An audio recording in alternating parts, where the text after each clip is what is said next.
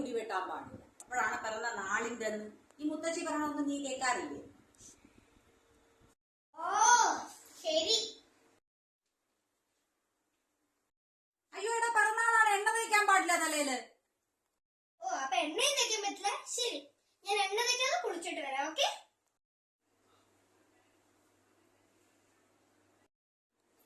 Candle ഒന്നും വേണ്ട, candle ഊതുന്ന പരിപാടിയൊന്നും വേണ്ട. നമ്മള് ദീപം കത്തിക്കുക ചെയ്യാ, അരയ്ക്കാൻ പാടില്ല.